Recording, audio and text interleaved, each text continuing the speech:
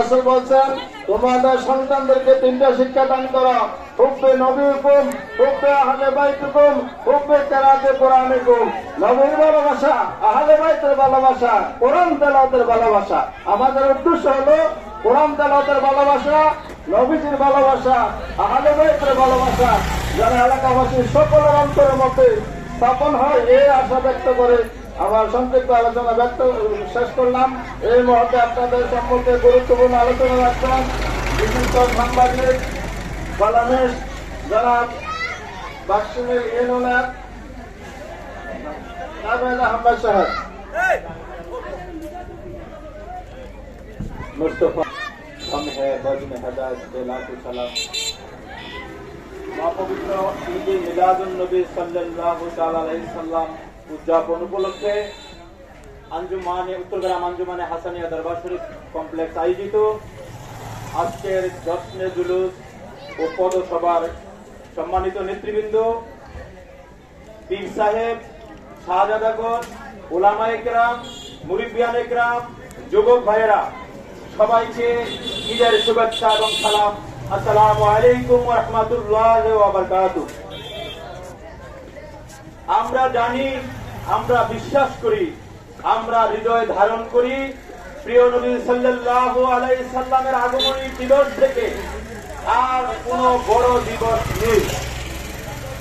আমরা যত ঈদ, যত নিয়ামত শরীয়তের দৃষ্টিতে, ইসলামের দৃষ্টিতে, কুরআন সুন্নাহর দৃষ্টিতে, ইজমা কিয়াসের দৃষ্টিতে পেয়েছি, তার থেকে সর্বসেরা যে নিয়ামত আমরা পেয়েছি সেটাই হচ্ছে 12 রবিউল আউয়াল, পবিত্র ঈদে মিলাদুন নবী সাল্লাল্লাহু আলাইহি ওয়াসাল্লাম। কুল কায়নাতের এর চেয়ে বড় শ্রেষ্ঠ ইবাদত আর নেই। সেটা হৃদয়ে যারা ধারণ করে তারাই আশিকে রাসূল, তারা ঈমানদার মুসলমান। প্রিয় বন্ধুগণ আমার, আমরা একটা কথা জানিয়ে দিতে চাই, যারা ঈদে মিলাদুন নবীর বিরোধিতা করেন আপনারা করেন, আমরা আনন্দ খুশি উদযাপন করে আমরা তৃপ্তি পাই, আমাদের ঈমানের খোরাক হয়। সুতরাং আমাদেরকে করতে দিন। আপনারা না করেন আপনারা দুর্ভাগ্য, আপনারা খুশি থেকে বঞ্চিত হচ্ছেন, কিন্তু আমরা এই আনন্দ থেকে বঞ্চিত হতে চাই না। কিন্তু একই নিয়ে ভাগাভাগি করে আমরা দেশে বিশৃঙ্খলা করতেও চাই না। প্রিয় সুন্নি জনতা, সর্বশেষ একটা কথা বলতে চাই, সাম্প্রতিক প্রেক্ষাপটে যে কর্মকাণ্ডগুলো দেশে হচ্ছে, বিভিন্ন মসজিদে হামলা হচ্ছে, ইমামদেরকে জোরপূর্বক বহিষ্কার করা হচ্ছে, শিক্ষা প্রতিষ্ঠানের শিক্ষকদেরকে পদত্যাগে বাধ্য করা হচ্ছে, বিশেষ করে মাজার, দরগা, খানকা শরীফে যে হামলা, আগুন, ভাঙচুর করা হচ্ছে, আজকের এই জুলুসের এই পদসভা থেকে তীব্র নিন্দা এবং প্রতিবাদ জানাচ্ছি।